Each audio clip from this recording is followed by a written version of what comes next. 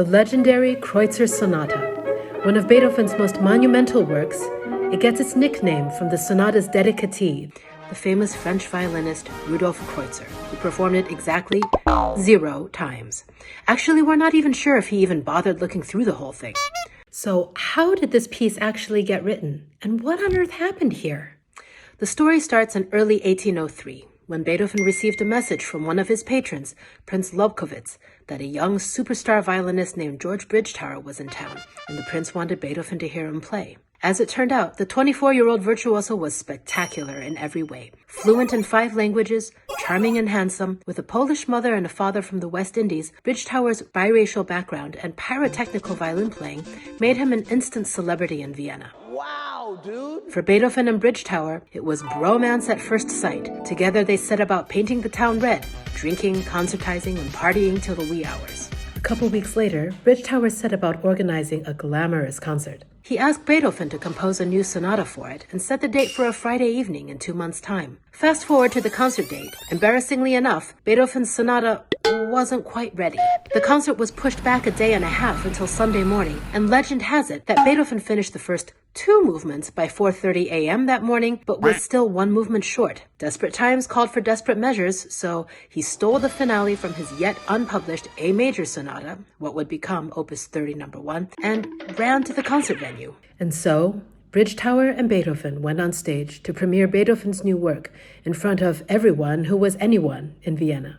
Sunday morning, Beethoven underslept without any rehearsal and with the violinist sight-reading Beethoven's chicken-scratch handwriting from behind the composer's shoulder. What is that? Near the opening of the first movement, Beethoven's piano part has a virtuosic, arpeggiated flourish up and down the keyboard. To the composer's shock and delight, Bridgetower echoed this gesture in his own improvised flourish, after which Beethoven jumped up from the piano bench to embrace his buddy before continuing. In the second movement, Bridgetower made variations to the violin part in real time, drawing sounds of approval and excitement from the composer at the piano. Following this fabulous performance, the 2 men made their way to the nearest pub to celebrate. It should have been the jubilant start of a brilliant musical partnership, but shortly after this concert, the bromance crumbled just as quickly as it had begun.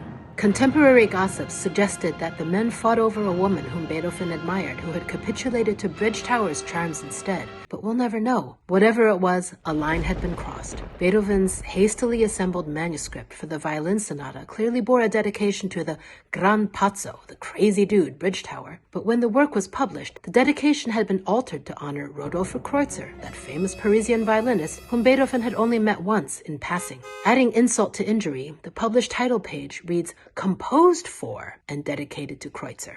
A double whammy since, remember, the work had also been requested by Bridgetower. As it all played out, Kreutzer was more mystified than honored to receive the dedication. He denounced the work, as he denounced all of Beethoven's work, as degenerate and refused to play a single note.